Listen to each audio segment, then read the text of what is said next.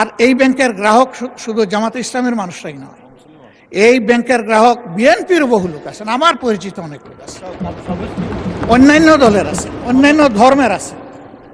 এটা সকলের ব্যাংক।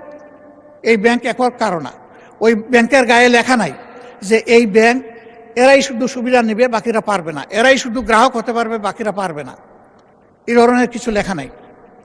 এগুলো হলো বানায়ট বয়ান।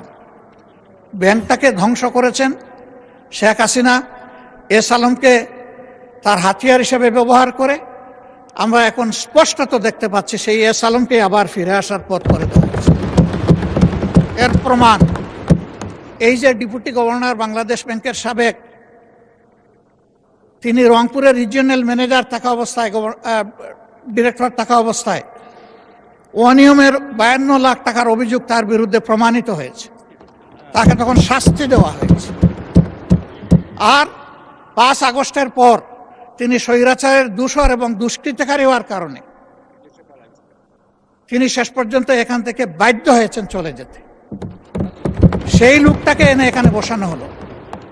তিনি যখন ডেপুটি গভর্নর তখন এস আলমের সকল অপকর্মের তিনি ছিলেন সহযোগী, এবং সেই হিসাবে তিনি একটা প্রাইজ পেয়েছিলেন। তার স্ত্রীর নামে ভুয়া কোনো প্রতিষ্ঠানের অস্তিত্ব নেই, সেখানে 3.5 কোটি টাকা এক্সিম ব্যাংক থেকে গিফট লোন দেওয়া হয়েছে তাকে। তিনি অসৎ।